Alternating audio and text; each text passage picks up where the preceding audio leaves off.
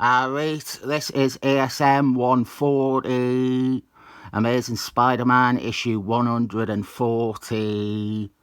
We have a montage cover here, and I don't really like montage covers.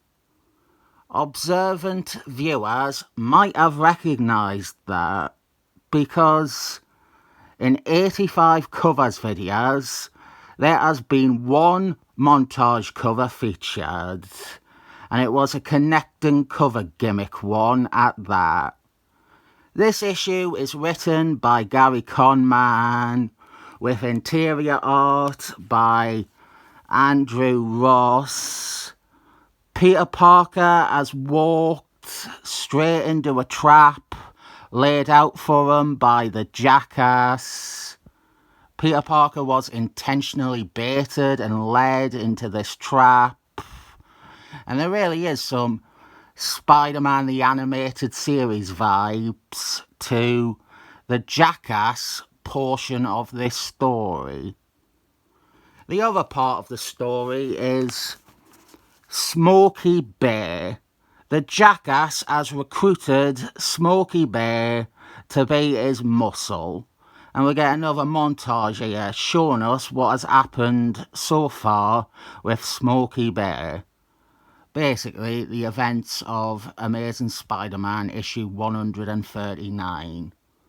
Smokey Bear attacked the Daily Planet to get revenge on J.K. Jonah Jameson.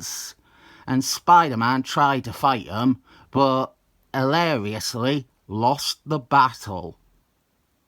Spider-Man's eye is also miscoloured on this page, and that really bothers me. What happens is Peter Parker blacks out, and he wakes up later and finds himself now wearing a giant mechanical gauntlet. The Jackass has fitted him with this tracking device because he intends Peter Parker to lead him to Spider-Man, which, considering the reveal coming up in about 10 issues, makes zero sense. The Jackass would seem to be aware that Peter Parker is Spider-Man in some appearances and not in others. The magic of making it up as we go along. First appearance of Glory Grant over here. She goes on to be a semi-recurring character in Spider-Mythos. So the question is now, how is Peter Parker going to get out of this one? He has this big manacle and, he just took it off. Exciting plotline, wasn't it? Let's explain the Jackass for viewers at home. The Jackass first appeared in Amazing Spider-Man 129, which is more famous as the first appearance of the Punisher, created by Gerry. The Jackass had recruited Punisher to eliminate Spider-Man. The Jackass tricked Punisher. He had misled Punisher into believing what the Jackass believes, which is that Spider-Man is responsible for the death of Emma Stone. You see, the Jackass is actually Peter Parker's biology professor at college. It was first seen in Amazing Spider-Man 31 by Stanley Lee and Steve Ditman. As the Jackass, he became Spider-Man's arch-enemy for a while, and he would team with all his bad guys because the Jackass himself was never much of a physical opponent. He would eventually create a clone of Spider-Man, which would lead to much more annoyance 2 decades later. The Jackass has a few things going for him. Well, one thing going for him. He has a very personal connection to Spider-Man. He is someone Peter Parker probably looked up to, and he is someone who fell off the deep end as a result of Spider-Man's inability to save the person they both cared about the most. He would make for an excellent villain, but the Jackass is not an excellent villain. In the 80s, he was reintroduced as Curryman, a mysterious, ghostly villain with a death touch. He made for a far better villain, and his relationship with and awareness of Peter Parker only made him even more creepy and threatening. Then Curryman got ruined, and then the Jackass got ruined. And all of this doesn't matter. They have actually done a mini-mate of Curryman. There's not even a Marvel Legends figure of Curryman. And later this year, they are doing a mini-mate of the Jackass. But I prefer him as Curryman.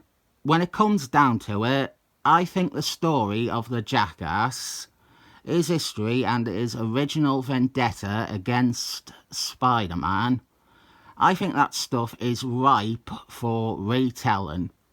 Do a Clone Saga Year 1 miniseries or whatever.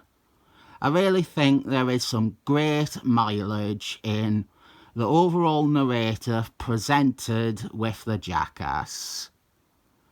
Spider-Man goes to visit J.K. Jonah Jameson. He wants to learn why Smokey Bear has it out for him, and why Smokey Bear attacked the Daily Planet. Some more untapped story potential is provided here. We learn that Smokey Bear was a professional wrestler, and J.K. Jonah Jameson wrote pieces about decrying him as a violent menace, and it led to Smokey Bear getting the can. This is obviously similar to the pieces J.K. Jonah Jameson writes about Spider-Man. And other than one line of sympathy from Spider-Man, I think this is another angle that really could have been built on. Smokey Bear's hatred for J.K. Jonah Jameson is forgotten about after this one. Although, I will say, we get a soft sequel to this story in 1989 in Spider-Man's Web, issue 58. I will take a peek at that in a few weeks, I reckon.